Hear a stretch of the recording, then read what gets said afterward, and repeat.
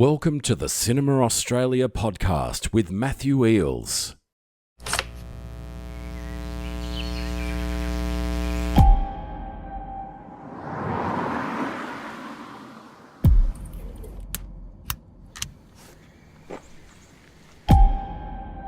Forest ambience, take one.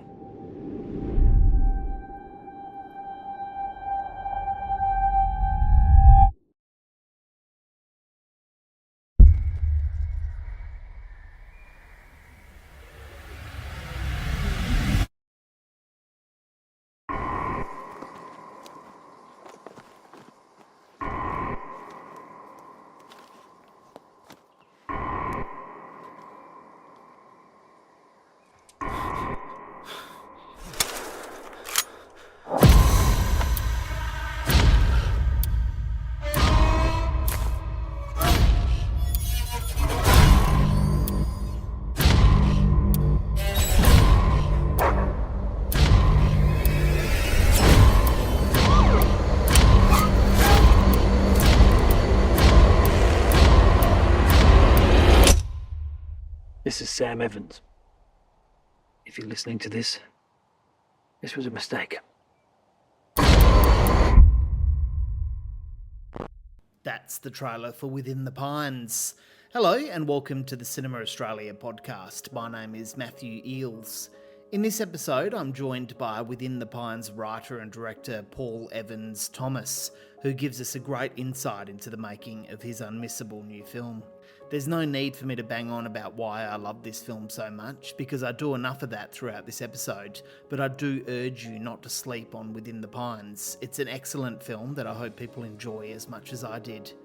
Within the Pines follows Sam Evans, played by Brendan Cooney, an experienced sound recordist who travels to an isolated forest in order to capture sounds far away from the noise of civilisation. As Sam ventures deeper, his mic picks up a sound no one wants to hear while alone in the woods. Paul is an Adelaide-based filmmaker and verified YouTuber with over 360,000 subscribers to date on his YouTube channel Paul ET, where he dissects the ins and outs of filmmaking. Paul has been obsessed with film since he was big enough to hold a camera, specifically the thriller horror genre, an obsession that, combined with his experience in post-production, has helped bring to life the story of Within the Pines. Within the Pines will be released via VOD on April 18. Anyway, enjoy.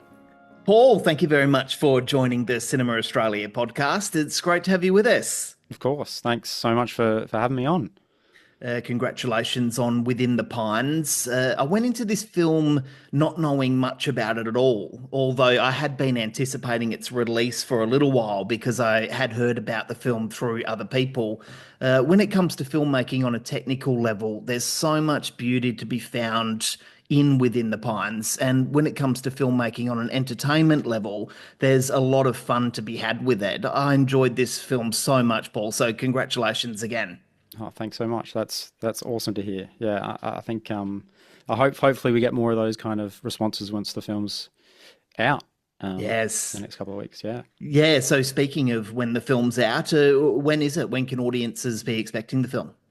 So on the 18th, it'll be out on kind of streaming services. So Amazon and on Google Play Movies. So on the 18th. So on the 18th, it'll be kind of a perfect timing if you're not doing anything over Easter. Yes, of course. Yeah, it's the long weekend, isn't it? Yeah, exactly. So that kind of worked out all right for us. Yeah, and no matter what the weather is, whether it's sunshine or raining, it's the perfect film to sit back and relax and enjoy. Now, I'm wondering now, I didn't have this question here written down in front of me, but you mentioned that the film's going straight to streaming services. People will be able to stream it in their own homes. Did the film get a cinema release in any capacity? Was it shown in the cinema?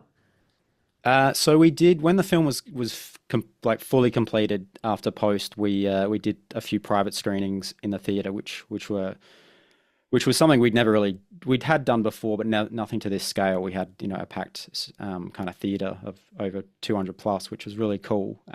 But we didn't have like a proper theatrical release. So we only had a public screening in November of last year, which was also equally as kind of shocking in the best way, just because it sold out. It was like 500 plus people in this big kind of theater, just kind of reacting to all the good moments. But yeah, we in terms of the film, I think the scale of it, maybe, we did try and pitch for theatrical with distributors, but they kind of felt straight to streaming was like the best place for it. Yeah. And in this day and age, there's no problems with that. Most audiences prefer to consume their films at home now, so that's great. And it's really good to hear that you did get to experience it though, with a big audience in a cinema. Can you describe that feeling for us?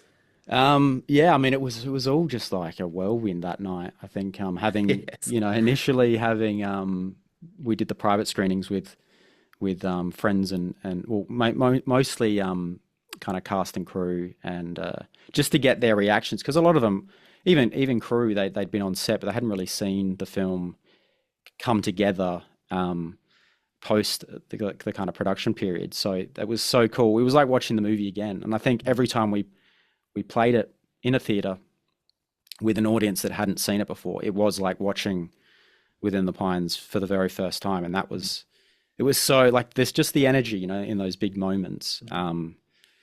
You're like, okay, this movie actually, it works, because you never really know when you're kind of editing away for months on end. You're very close to the project, so just to feel that energy and those genuine reactions from people that don't know what's coming next was really cool. Oh, that's wonderful to hear. You have 360,000 subscribers on YouTube. How handy is that amount of subscribers to have when you're promoting a film? Massive, I think. It's interesting now. We're kind of in a unprecedented kind of period of filmmaking where your online presence whether you like it or not, does have an impact on getting films even off the ground, I guess. There was that talk about actors being cast on their off their Instagram follow accounts, which is crazy, but it definitely helps, I think, promoting, and even just, I guess, with distribution. I don't know how big of a play it kind of made with that process, but I think knowing that there was an audience that was already familiar with my work online, to kind of go, okay, we can kind of guarantee that there will be a group of people, however big that is, that want to watch something that we make, was really handy. And I think just for kind of promoting has helped a lot, I think. And Umbrella, our distributor here in Australia and New Zealand, has been kind of taken aback by their kind of the response they've seen from the posts that they've done too. So I think, like you said before we started recording, Matthew, was like the simplicity of the idea, I think, is definitely helping get this film out there. It's quite kind of has, we're hoping it has a bit of a broad appeal. Yeah, and talking about those social media followings, look at Danny and Michael Philippou, who made Talk to Me. It's proof is in the pudding right there. But tell us about your YouTube channel and what you do with it. So I focus on it really started because I love talking about movies, and I wanted to not kind of bore my mum to death, just having her to talk to about movies. So I thought, okay, I shall curse the internet with my opinions on movies and whatnot. So it kind of started from there, and I would work on videos at work, on my break, on my laptop, and it was really just making it for myself and just my friends and family. And I think it was in January of 2021 I released a video on mirrors in movies, and it really just sat there for a few months. I didn't really kind of track, and then YouTube was just decided, the almighty algorithm decided, okay, this isn't too bad. We're going to start pushing this a bit further past my kind of subscriber base that I had at the time, which was, I think, wasn't even in the double or even in the triple digits. So, and then it kind of just went from there, and I've just kind of tried to, it's kind of just trying to demystify that magic in movies and try and shine a light on, or share what I find so magical about movies. Yeah, and I guess that's what makes it unique as well. Everyone else is so quick to jump online and throw a microphone in front of their face and review a film when they don't really have any background in filmmaking themselves, and it's all just such opinion based. Whereas your Yeah. YouTube channel is an educational based channel, which is what makes it so great. Yeah, I mean that was really the idea behind it was to kind of shine a light um, on those elements that perhaps people aren't really aware of, the kind of the Yes. effort that goes into making something special. And you know, you don't, as a filmmaker, it's kind of like it's counterintuitive because when you make something like a movie, you really don't, the focus puller or the person behind the camera or the VFX or whatever kind of technique they're using it, you want it to recede into the background. You don't want it to be kind of shouty and in your face because you want people to kind of lose themselves in the experience of watching a movie. So as a creator, you're often trying to stay invisible. So I wanted to kind of use the tools I could to kind of just shine a light on the individuals that make the stuff that we love and the kind of the things that shape pop culture and whatnot that you might not be aware of, or just the people behind the scenes. I guess is it's important that they have their time in the light, I guess. Yeah, and if you are a filmmaker out there who's listening to this and you are interested in that side of filmmaking, I really recommend checking it out. But I'm looking forward to getting stuck into Within the Pines and talking about it and some of those more technical elements of this film. But I want to go back Sure. to the beginning of your career. You grew up in South Australia. Whereabouts did you grow up in the state? So I grew up in the northern suburbs, not far away from where I think Jimmy Barnes grew up. So yeah, that's a little interesting tidbit. But yeah, we all basically, a good friend of mine who's a producer on the film Dion Cavallaro. We lived near each other and yeah, we just kind of gravitated towards each other and up there in the northern suburbs and just kind of made stuff when we could. But yeah, up in the northern suburbs, it's definitely not a filmmaking hub, but it doesn't matter, when you're that young, you just do what you can. That's right. That's right. And that's interesting that you just said that about the filmmaking hub because I visited South Adelaide recently, and while I love the place, it's not exactly the most bustling city in the world. No, But, no. but I did learn that it does have one hell of a film culture there, which I was introduced to at the Adelaide Film Festival. What was it like to grow up in South Australia for someone who aspired to become a filmmaker? Yeah, I think like a lot of us call it just kind of a slightly bigger country town, Mm. Adelaide. So it's for me, I love Adelaide. I think it has everything you need without the kind of hustle and bustle of some of the bigger Eastern Coast cities in Australia. And I think you're definitely right. I think the smaller size and population of Adelaide lends the community to be more tight knit. And I think like everyone knows everyone in Adelaide in terms of the kind of filmmaking community we have here. So I think when we were kind of first making stuff, I think that was our goal, was to kind of gain the trust of fellow filmmakers so we could kind of lean on them and they could lean on us as we kind of got better and better. And yeah, our experience in SA has been really good. I think everyone's really passionate and wanting to make cool stuff, I think. And yeah, we've had really no issues trying to, finding like-minded people as we kind of got better and better and bigger as we went along in kind of in our career. Yeah, and being from Perth myself, I do hear from community filmmaking communities in Melbourne and in some of the eastern states that it can be a very competitive industry. It feels like everyone's competing against each other, whereas in Perth, it's a very tight-knit community. Everyone wants to help each other and everyone wants to see each other succeed. What was it like in Adelaide? You just mentioned then that you tried to get to know as many people as you like. Is it a competitive industry or one that unites together? Yeah, I think it's probably the latter. I think Mm. yeah, everyone seems to be. It doesn't feel like you're butting up against each other. It seems like everyone's trying to kind of accommodate and be open and willing to make friends and connections. I think anywhere you go, there is always going to be like a clique that you kind of have to really force your way into at Yes. times. But also, I think we found, I think, is we've been able to kind of make our own kind of group as we went along, and we didn't really find any difficulty in finding, like filmmaking friends. Like they're not even kind of colleagues, they're people that we've collaborated with, especially, and they've come, we met some of these people in mid 2010s, and they ended up working on Within the Pines with us some 10 years later. So we've definitely made, I think, really good friendships over here, and I think, I don't feel like I'm missing out on anything if because Yes. I didn't grow up in Sydney or Melbourne. Yeah, I hear that about South Australia and Adelaide all the time. So that's so nice for you to reiterate that point. You've said that you were obsessed with film since you were big enough to hold a camera, but how far back does that obsession go? And do you remember what kicked it off?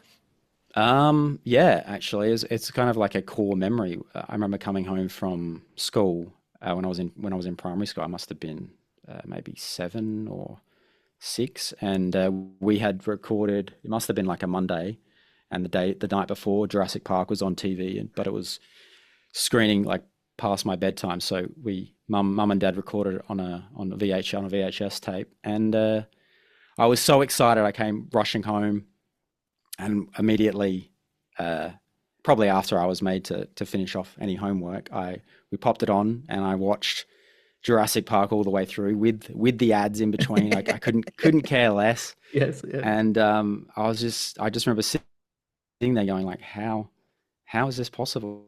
How did they do this? And I think from then I was just obsessed with that magic of taking this kind of idea, this concept, this little kind of nugget of an idea in someone's head, and then how it became this thing that you can watch and be kind of transported to. So from then on, I was obsessed.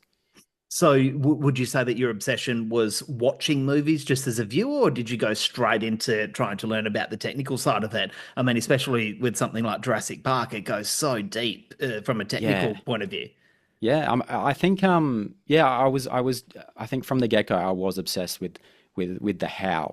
And I think I remember distinctly, like I was making like a little short film with a friend of mine who lived next door, and there was like an office scene, and I remember going, oh, what if I call like our home phone, and then it will sound like it's kind of bustling, like a little bustling office setting. And I did it. I remember we watched it back, and we were like, oh my God, how cool is that? It sounds like a little office. Yes. So we were just constantly, and it was a totally different period back then. We're talking early 2000s. So it's not like I had non-linear editing suites or anything like that. It was just a VHS based camcorder and just like wacky ideas. So yeah, it was loads of fun. I love hearing that. That's amazing. That's so great to hear about that. Calling the home phone. That's beautiful. Yeah. We were pretty chuffed with that idea. Yeah, you said that you're drawn to the horror and thriller genre. What is it about those two genres that you love so much? I think it's interesting. A horror movie is kind of like, it's a bit of a roller coaster experience, like quite literally, where it's almost like a theme park ride where you get to kind of force the audience, or you're hoping to kind of force the audience to feel emotions that they don't normally feel with different genre films. So I think, and I guess the simplicity as well, you can kind of have high concept ideas and kind of build off that. And I think as well, when you don't have a lot of money, when you're first starting out, I think it's really important to have those ideas where they kind of start simple, and you can wrap your head around them, especially when you're not too highly skilled as a filmmaker. So I think we've always loved being scared, and I think that's in tandem with making other people get scared. So I think we just naturally always loved horror, and maybe it was like a bit of a reactionary kind of method in our kind of journey in terms of just the way the industry treats horror, I guess. not so much the audience. Audiences love horror, but the broader kind of creatives or the people within the industry have an interesting opinion on horror. So we always tried to try our best to make cool stuff to kind of give it a chance for people to kind of go, okay, you can have an interesting story as well as in tandem with making someone absolutely terrified. They're not kind of mutually exclusive. Yeah, that's right. And I mean, horror is a genre that never really dies. But it kind of is looked down on by the industry in some strange way. I think the last horror film to win an Oscar was The Exorcist in the 70s. I don't know. Yeah, that's pretty telling. Yeah. Why is it looked down on when audiences love it so much? Yeah, I don't know. It's like it doesn't have the story chops, I guess, is their knee-jerk reaction. But I mean, I think you kind of have to look. You can't ignore the general audience's opinion on horror and the way how well they're doing. I think in the face of this kind of bleak outlook we have on theaters at the moment. Like you have movies like Talk to Me and whatnot that are doing so well despite the bleak outlook everyone seems to have on the future of movie theaters and the experience of seeing a movie with friends at the movies. So yeah, it's almost like they've got their head in their sand a bit, which is just it is a little frustrating. But hopefully, maybe that will change down the line. But it doesn't. I mean, whenever I'm looking at horror movies and I go on IMDb, I always add like a star to the rating. Good. Yeah. Because I'm like, I don't think this is a 6.5 out of 10. No way. And Australia in particular is making some incredible horror at the moment with films like Shed, Bring Her Back, Diabolic, and Proclivitus, which are all set for release this year alone. Have you caught any local horror over the past year or so that you've really enjoyed? I think, Talk to Me obviously is the obvious one, but we were absolutely kind of blown away. It was a really interesting experience seeing that movie in the theater, having grown up in SA and having this intimate knowledge of the locations they shot at and seeing that on the big screen in a way that you'd never really seen it before with this kind of bigger budget behind it. Even like the buses, like there's a bus scene in there that like one of the concertina buses, which is classic Australian imagery. Even the sound, like the way they kind of squeak and rattle, it was kind of hilarious because the scene in that movie that takes place on that bus was like it was almost distracting, but it was perfect because it just gave so much kind of character to that moment. And I was like, this is amazing, and just the cars and the people and the accents. I think that movie proved that you don't have to be too scared of the Australian accent. People don't mind it, but there is that kind of mentality where they're like, we'll shoot here, but maybe we'll set it in the US. Yes. Yeah, but that was a great moment. I really enjoyed seeing that on the big screen. As an Australian film enthusiast, there's nothing more frustrating than seeing an Australian film made here with Australian actors, but set in America. Yeah, yes. Yeah, they've all got American accents. Yeah, totally. What's your formal education into filmmaking? So I studied at MAPS Film School in 2014. So I think that's where the Raka Raka boys also studied at, I think, from memory. But that was like 4 years after I'd finished high school. I'd gone to uni beforehand to kind of study, I was doing a media course, and that just wasn't really for me. We kind of, the course focused on film initially, and I was like, this is great. And then it kind of moved to more the writing side of things. It was more kind of journalism orientated. So I was like, okay. So then I dropped out, and then a few years later, I kind of was lucky enough to get into MAPS, and that was like because TAFE over here, they do the same course, but that's over 2 years. But MAPS did it in 1 year, so it was like a very intense year-long process. But I was a very different person back then, so I think I don't know if I got as much out of it as I would have liked. I don't even think I picked up my diploma when So, but because I remember when I started there, the head teachers were saying, "Oh, we've got a massive pile of uncollected diplomas," and I was like, "Oh, that's crazy." And then I ended up doing the same thing. So I think I was just, it's crazy looking back, even just like the journey of this film, because we shot it in 2022.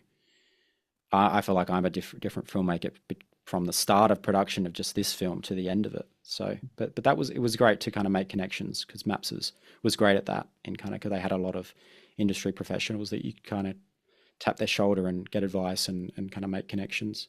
Excuse my ignorance, but I'm not sure what Maps is. Can you tell us about that? So Maps is like, it was interestingly on, they had, I mean, now it's based in Adelaide. Right.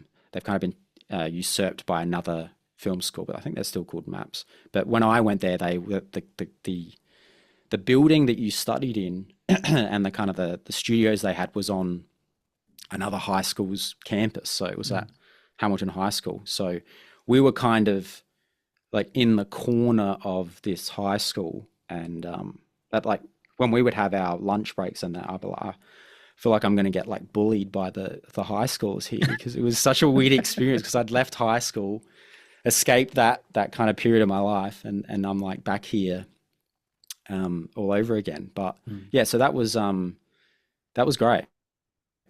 They were really like cluey, passionate experts in like different areas, different crafts that were great to kind of help build your skills, especially when you're pretty naive at that age. Yeah. So Before we get in talking about this film, I've just got one more question here for you about Dion Cavallero, whose short films you've shot and edited. How does making your own films compare to collaborating with someone else on theirs? yeah, well, I think, I mean, initially when we were making our shorts, when we left high school, it was mostly kind of Dion was writing the ideas, and I was helping him shoot them and put them together. So I think for a long period there, it was kind of, Dion had these really cool ideas. So and we would kind of, I would lean on him for that, and then we would find a way to make them a reality. So I think Within the Pines was probably one of the first ones I wrote. We'd done a couple that I'd had a few ideas for, but I think Dion was always so, and he still is so passionate.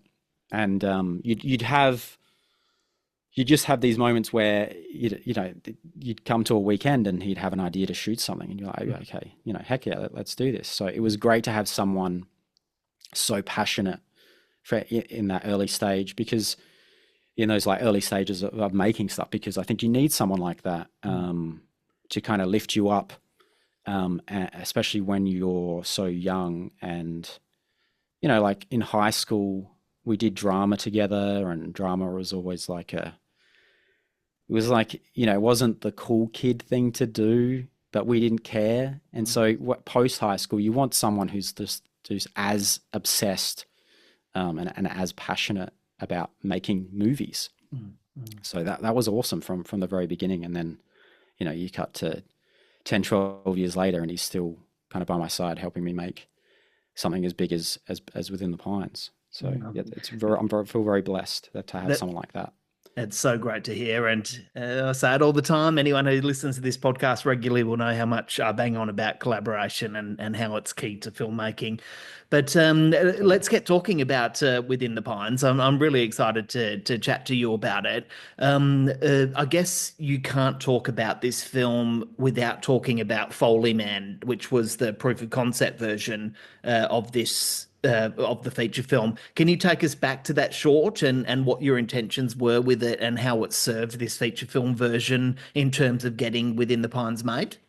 Sure. Well, yeah, I mean, Foley Man was, that is an idea I'd had for quite a while. It was just like this high concept, simple idea of, okay, what happens if you have someone whose job is sound and recording the minutiae of environments, and what if they heard something that no one else possibly could when you're out somewhere really remote. So that was the kind of, and it would always got, whenever I'd think of that idea, it got me kind of excited. So I was like, how do we do this? How do we kind of make this thing, kind of get this idea off the ground? And I don't know if you're aware of the YouTube channel Film Right. No. They're like this, that they were kind of a big help when we were trying to learn how to hold a camera and shoot scenes and whatnot. They're similar to kind of what I do. They're like an education-based YouTube channel, and they were at kind of the forefront of the DSLR revolution and whatnot. So they were in 2020. They were kind of holding a like this competition where if you shot a film under 4 minutes, you could send it in, and they would present it to producers in the industry in the US. So we're like, okay, let's kind of make some sort of proof of concept with this idea, and I think we could pull it off in 4 minutes. We could sell the idea in 4 minutes. So that's what we did. We went to Kaipo Forest down south, and that's how we met Brendan Cooney, who ended up being the lead in the feature version. Yeah. And we shot it in a day, maybe most of the afternoon, and I had to get it put together and kind of fully finished within the week, I think. So it was a quick turnaround, and then kind of the rest is history. We didn't get anything from the competition. Okay, that's what I was going to ask next. No, we got nothing. Yeah, it was crickets. So, but we met Brendan through that, and that was the kind of the catalyst for Pines. Yeah. Yes, yeah, and I'm looking forward to talking about his casting there. So now I'm wondering, did you submit Foley Man into film festivals, and did it travel? Because I watched it last night on YouTube while I was preparing for this interview, and I'm not entirely sure that I would have completely understood what was happening had I not seen Within the Pines first, if that makes sense. Right. Yeah, I think no, we didn't submit it to any festivals. It was purely just for that competition. So it didn't really penetrate much online either. Like it doesn't really have a lot of views even now. So yeah, it was really just kind of for that competition and to see if it got any traction online at that point. Yeah. Yeah, and it is the pure definition of a proof of concept, this short film. I run a film festival over here in WA, and we get a lot of proof of concept submitted through to us. And, sometimes they can really hit the mark. You're not too sure what's going on, but this is the definitive version of that. So I think what it is, it serves its purpose. Right. Yeah, well, that's good to hear. I mean, well, obviously, Brendan thought the same too, which was nice because, he was like a real a gem that we kind of found in the process of making that proof of concept. And I think even just just shooting it was cool to kind of get the idea out of my head and to say, okay, what does this look like on screen? And does it work? Yeah, it looks stunning. It looks really stunning. You're listening to the Cinema Australia podcast on SoundCloud, Spotify, Apple Podcasts, or at cinemaaustralia.com.au. So here we are with this amazing feature film, which I honestly haven't stopped thinking about since I watched it on the weekend. Before we started recording, I said to you that this is a simple film, but I feel like that word doesn't do the film justice at all, because its simplicity really is its genius. And it's a film that could have easily gotten lost within itself, but this film never does. I'm worried about spoiling the narrative here. I'll do the best that I can, but I guess this film is best described as a survival thriller which quickly becomes a rescue thriller. Would you agree with that? Yeah, definitely. That's accurate. How would you describe the narrative of the film without giving too much away?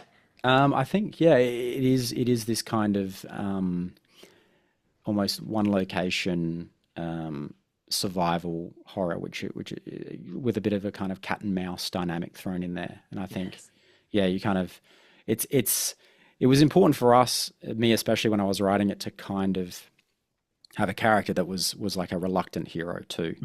So that was kind of the crux of the idea too, because that's why I think we love movies like Die Hard, because it's these characters that aren't, that was the kind of the catalyst for that change in mentality from, like your Rambos who are like built they were born heroes kind of thing. Whereas here with this one, we were trying to kind of make it, and that made it feel a little bit more realistic too, in terms of the story. Yes, it's impossible to talk about this film without discussing the importance that sound plays in it. I love sound. I love sound in movies so much, and since I've Yes. started Cinema Australia and I've been running this podcast and educating myself on filmmaking, people underestimate the importance of sound. I think the general punter really underestimates how important quality sound is to a movie and how it can really play into a film's narrative if it's used correctly. What does sound on film mean to you, and why did you want to use it as a narrative tool here? Well, I think from even when I was at Maps, I mean, I majored in sound, and I think there was something about it that I just gravitated towards, and I think that was really where the idea I think must have come from. And for me, sound sound is 60-70% of the movie experience, the movie kind of going experience. So, and it's one of those things, like I mentioned before, in terms of, like, you don't notice it as just a general kind of movie lover, someone who likes going to the movies or just likes watching movies in general. You don't tend to notice it, and you shouldn't really. That's the job of the filmmaker is to not to be shouty about it. It just needs to be immersive, and so it's something that really no one thinks about, I think, as you know, when you're watching a movie, but you just know, I think subconsciously. I think of movies like the latest Top Gun. When I saw that in the movies, that was ridiculous, absolutely ridiculous, and that really elevated the whole experience. And I think you can genuinely forgive the picture if the sound is up to snuff. Yes. And I think that was a real epiphany for me when we were kind of starting out. Was you don't need the best camera. You don't need to be investing a lot of money in the camera side of things initially, as long as you've taken the time with sound. And and we did that with Pines as well. Like, most of the budget was in post to kind of make sure we did the right. We paid the right respects to the story with the sound. Like, we wanted to make sure that we had that under, that fully, the T's crossed and whatnot, to make sure that the experience felt as high budget as we could, to kind of trick the audience to think that the movie had a bit more budget than it actually did. Yes. I watched the film with a really good quality set of headphones on, and it is such an immersive experience when you do get lost in the sound design of this film. Was there a particular sound that was difficult for you to get right during that post-production film? And I guess we're getting a little bit geeky here with the film talk, but I'm just curious to know. Yeah, well, the biggest issue we had was, so obviously Sam, the lead character, is a Foley artist. So he when he records sounds, he wears headphones, and so there's this transition from the general ambience of the film into kind of what he hears in his headphones. So there's kind of this white noise that comes in when the headphones fully consume his ears, and he kind of hears everything through the mic. That transition was a real pain to try and figure out, to kind of find a balance, because with Foley Man, the proof of concept, I did the sound on that, and so my idea was, okay, we'll just kind of heighten the sounds, we'll elevate and increase the volume of the different little sound effects you'd hear, insects, birds, wind.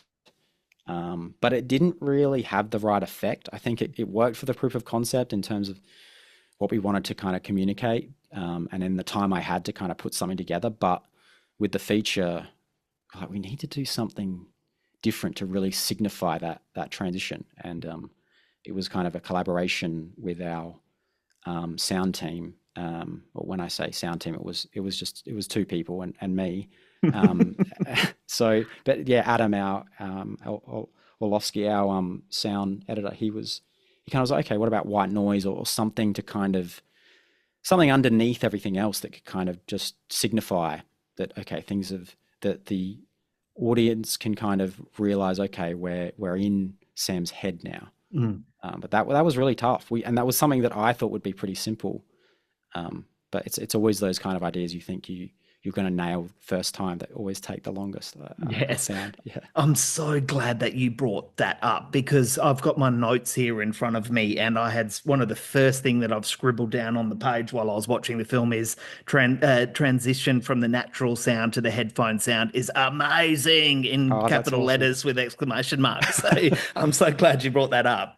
Oh, that's brilliant to hear that's the reaction that you had. So okay, we did something right. That's awesome. Yeah.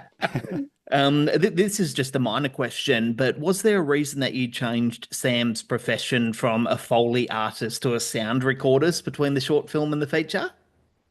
Yeah, I think it was I think we kind of looked into that role, and I think it was really like Adam, our sound guy, was like, okay, maybe he would be more kind of this role, I think, in terms of the context of the story. Right. So we just made that kind of slight adjustment. Yes. Well, there you go. The film's lead character, Sam, is played excellently by Brendan Cooney, who you've mentioned a few times now, and that's in both the proof of concept and Within the Pines. Was Brendan always going to return for this feature film version? Yes. Yeah. Well, he was. I mean, there wouldn't be a movie without Brendan, so he was sure as heck gonna make sure he had the lead role. But no, he was the kind of like I said, the catalyst for the feature. So it was Brendan that got the feature off the ground. He kind of put us under his wing, and he's been around the block in terms of the industry here in Adelaide, and so it was that proof of concept that I think proved to him that we had the ability to make something bigger, like the bigger version of this kind of concept, and just go for it. So he was the first real investor in the feature version, and we were absolutely stoked to have him as the lead. So because he wasn't even when we cast him, he came in for a short film for Dion, and Dion actually rejected him for that role. And wow. So I swooped in and I was like, actually, you know what, Brendan, I have this idea for this, and I told him the concept, and he was like, okay, yeah. So as soon as I saw Brendan, I was like, he's Sam. Yes. And that was like a real stroke of luck looking back now. Yes. Because he's been such a vital part of the journey of this film. So what was it about Brendan that made you go, he's Sam? I think he was just like his warm nature. I think he had his beard. I just had that in my head, that kind of this, in your mind's eye, you just have this kind of character as you're writing them, this visual kind of like vision of what you think the character will look like, and his just presence and his ability to kind of be like, he was great in his when he came in to kind of do his kind of casting for Dion's film, and I just thought, okay, he knows what he's doing. He's obviously, this isn't his first rodeo, and I think we needed that. We needed someone who wasn't kind of as inexperienced as us. I mean, we'd done our fair share, but I think having someone like Brendan in that role, in the lead role, was really a massive kind of aspect of kind of the success of the proof of concept, and also the feature film version. Yeah, he really is quite great here, and his performance is even more admirable considering his character has very little dialogue throughout the film. Can you talk to us about directing, Brendan, and how you two worked together to develop this character? Yeah, well, that's the thing is, there wasn't really a lot of dialogue at all in Within the Pines. So the fact that he was able to get those emotions across so convincingly without any lines of dialogue to lean on was incredible. And I think he's a very laid back, honest, creative, and I really relished that. That was a great, like, he made collaborating really easy, and he's like family now. And even on on the set, I think that really helped. You know, they say don't work with family, but we had you know, obviously we had our disagreements, but also a lot of great moments, a lot of laughter, and I think he brought like a levity to the set that was great, because it's a really stressful environment, and this was the first time I directed this size of a project. Like, it was terrifying. So to have someone who had the experience and who'd been on sets before that were, you know, bigger budget, was great to lean on. So yeah, he was great in terms of the production process. It was one of those kind of rare film going experiences where where the film concludes, and I thought to myself, geez, that was such a loud performance. I remember his performance really stuck with me in my mind, but it wasn't until a few hours after that I realized, hang on, he hardly even spoke in the film. There wasn't much dialogue at all yet. It was such a you know, a loud, in your face experience, and that's because of his you know, professionalism as an actor and what he was able to pull off with this character. Yeah, that's right. Yeah, I mean, his head will be massive now once he listens back to this. So we'll probably keep those comments to a minimum. But yeah, no, he was he's exactly right, and I think that was great to have that support in terms of that experience and what he brought to the role. And you know, that was a conscious decision in terms of the dialogue from me, because you know, at that point I really wasn't great at writing dialogue, so I was like, okay, let's lean on our strengths and try and avoid our weaknesses. And then so we ended up with this film and I think the story itself made sense, because unless he's talking to himself, you know, the whole movie, it doesn't really make sense that he would have a lot of dialogue. So that's right. It worked. Yeah. You know, he obviously, Sam, the character, obviously has more of a backstory here, and you've fleshed out the film's other characters, you know, albeit briefly throughout the movie. I understand the restrictions independent films have, but would you have liked to have explored the character's backstory a little more, or was this as far as you always wanted to take it?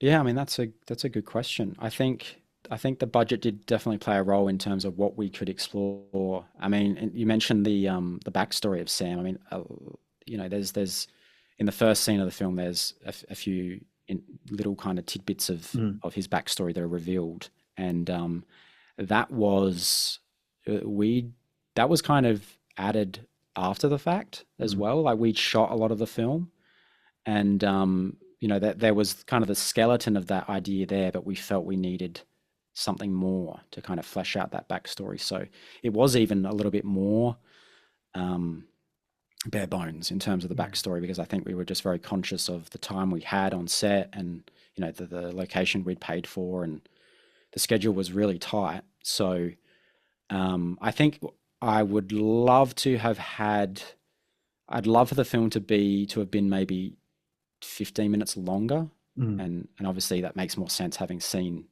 you know, Matthew, you've seen the movie, but if we did have a little bit longer, I mean, I do.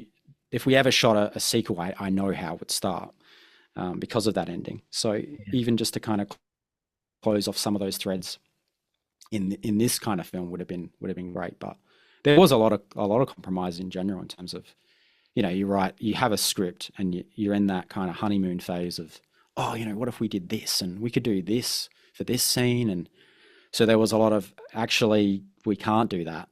We have to kind of figure out a route around that idea, and while still trying to get to the same destination. So yeah, there was a lot of compromise, but I guess there always is on set. Yeah, and now, you know, another kind of filmy question here. Now I'm wondering, having listened to you say that, the film has this run time of 1 hour and 12 minutes, which is quite an unusual runtime, really. Were there many scenes cut from the film, or did you get as much in it as you wanted to get in it? Yeah, so we cut a scene early on, between the first and the second scene, like there's a driving sequence. So in between those two, there was another scene that we cut. And the film was actually, I think, maybe 8 or 9 minutes longer than it ended up being. And we'd actually kind of locked the film, and I'd I was in the process of sending it to sound, and I just kept watching it back, going like, this just feels too slow, especially at the start. And so I was like, no, I have to kind of, as you do, kind of cut the fat.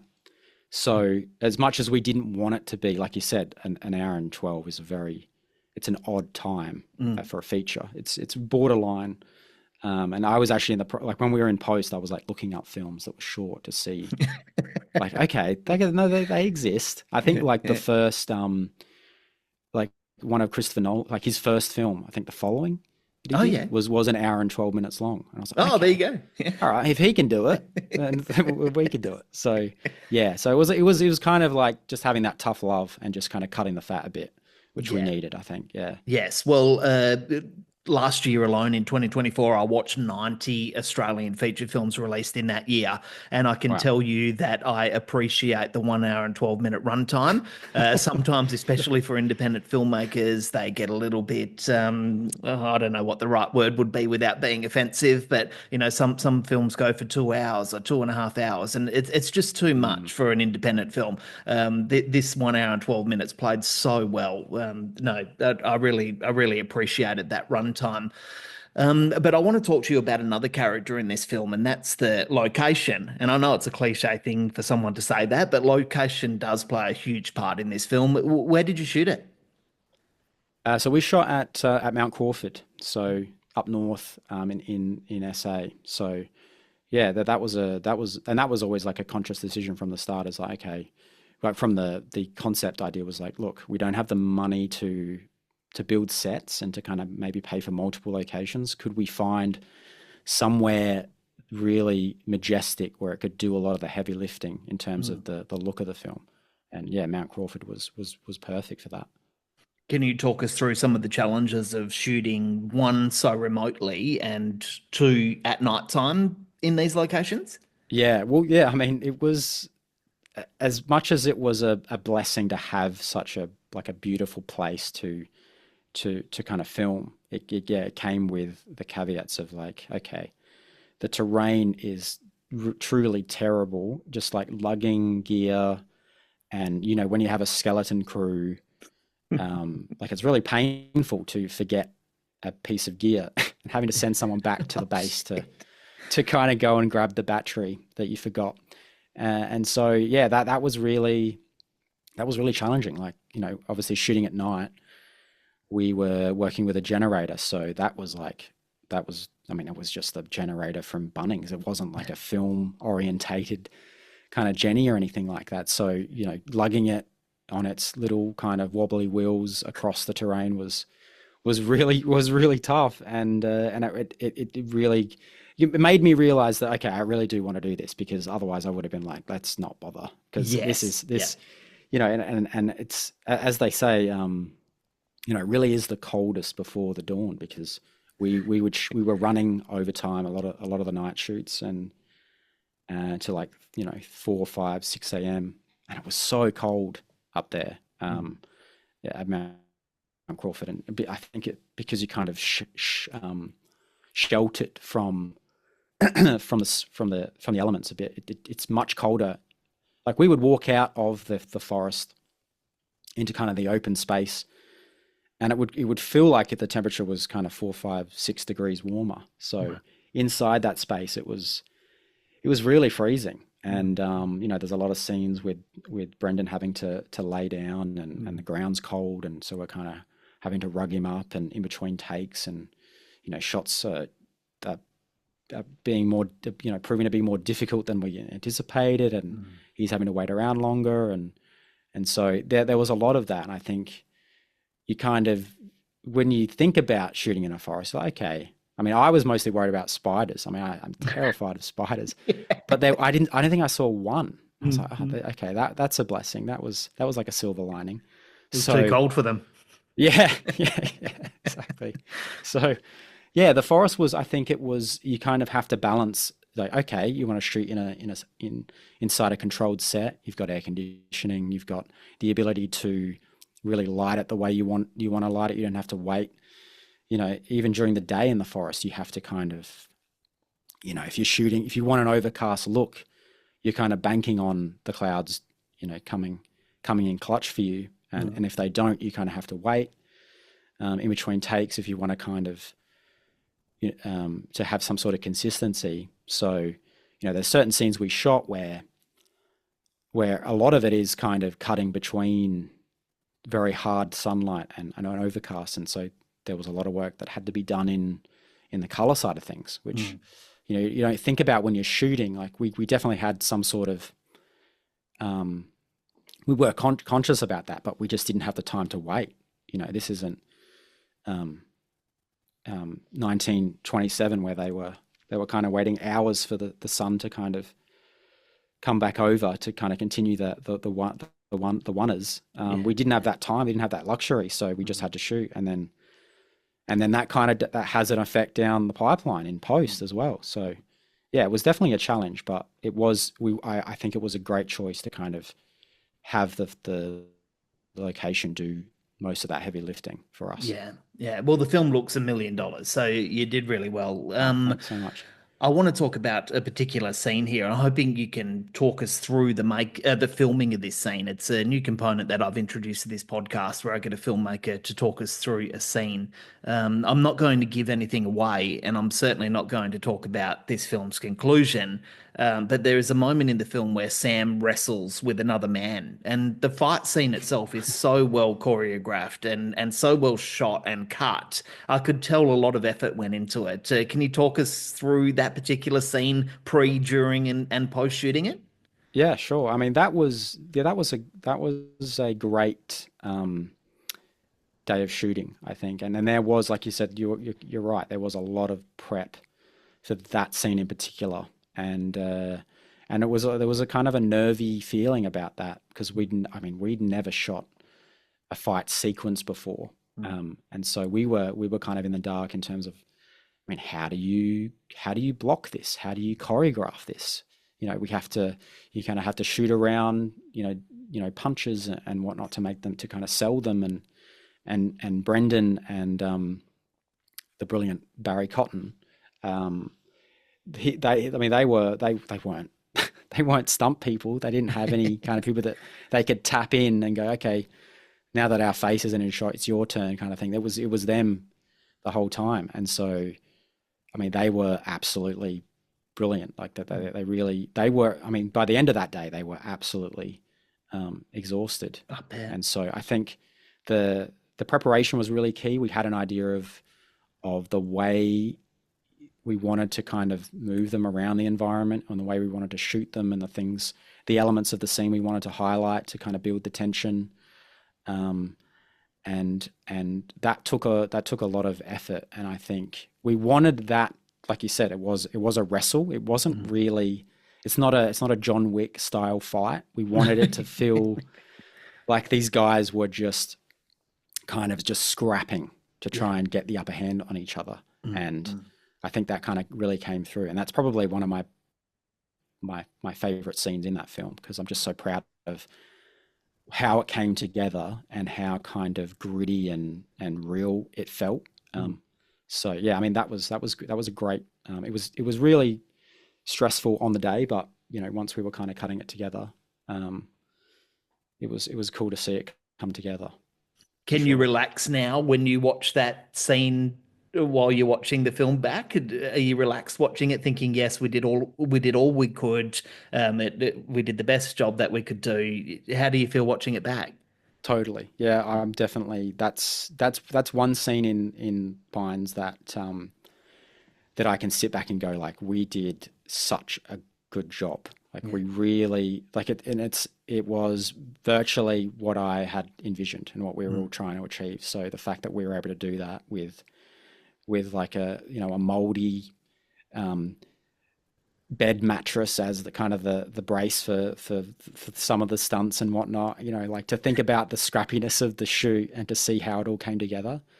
It wasn't without issues. I guess I can talk about, we had, that was the most expensive shoot of the whole production that day, because of that we had to have armorers on set. Yeah.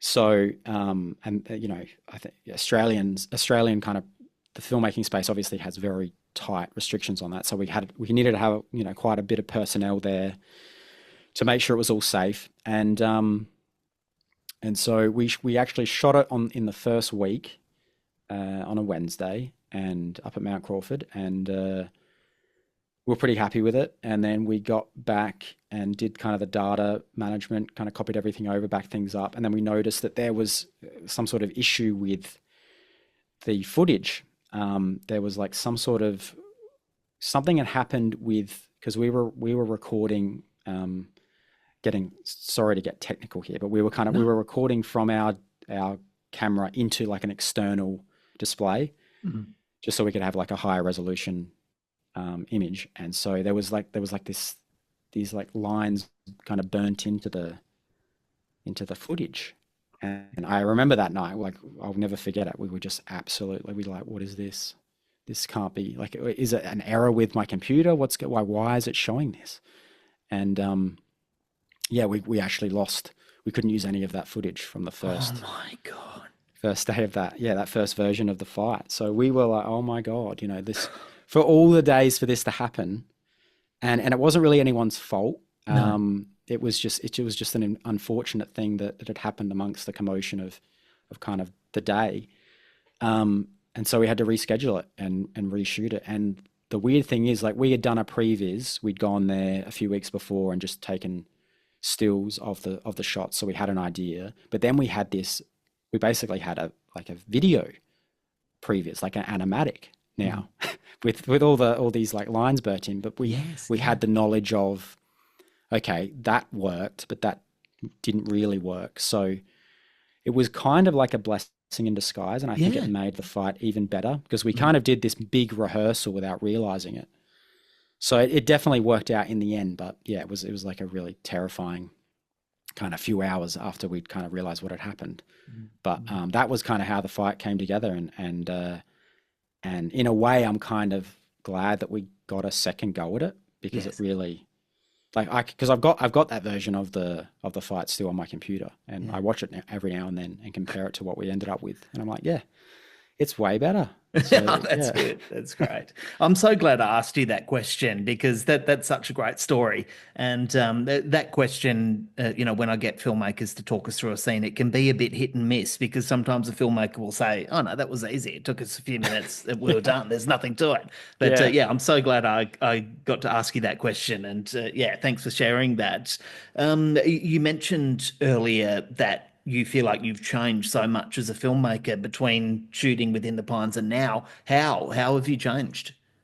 Well, I think you just kind of become aware of your shortfalls and because I think obviously, I mean, you talk about a lot of independent films that you watch that maybe are a little bit longer than they need to be and whatnot. And I think a lot of that comes from like an obsession with kind of staking or like planting your style, like finding your style as well. I think, and I think the obsession with like just making a movie is like, okay, you want to, I think that one of the fun parts of making movies is like, deciding the titles and the credit sequence and introducing people into the world. Like you can become obsessed with the idea of making a movie and just like going, oh my God, this is so cool. Like to have a big score here and a big moment there. And you kind of, sometimes you forget that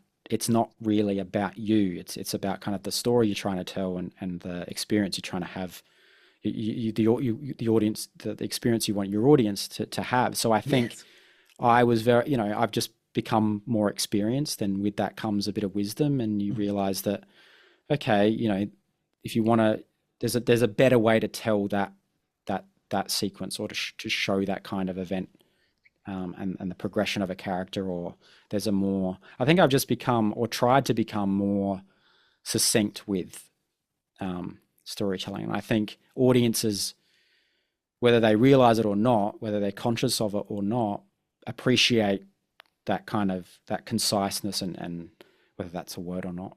Just if you're more concise, I think you earn the respect of people that are watching it because you don't feel like you're wasting their time. So I think I've become less obsessed with with that aspect of movie making, and just being like, okay, find your voice, but then try and be conscious of how you kind of use that when you make stuff, and just be more concise in terms of like your filmmaking process.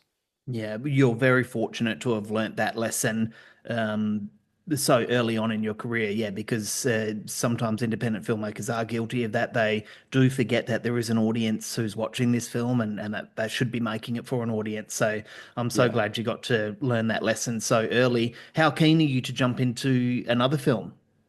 Yeah, well, I'm currently writing another feature-length script now. So, and that's another horror. This is more of a straight horror versus kind of like the thriller horror combination that Within the Pines is. But yeah, I'm very excited to make the next thing. And I think that always happens. You make something, and like I said, as you grow and you kind of gain that wisdom, you're like, I now know so much more. And we wish we could have done this and this differently. So you want to kind of make amends for that in the next one. So yeah, I'm really excited to kind of get back and shoot something. So, well, I can't wait to see what you do next. And I hope audiences have as much fun with this film as I did. It really deserves to be seen far and wide. Paul, congratulations on Within the Pines, and thank you very much for joining the Cinema Australia podcast.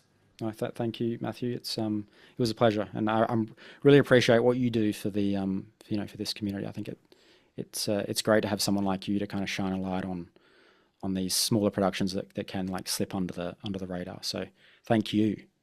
Thanks for listening. Find all the latest Australian film news at cinemaaustralia.com.au. You can follow Cinema Australia on Facebook, Instagram, Twitter, YouTube, and TikTok.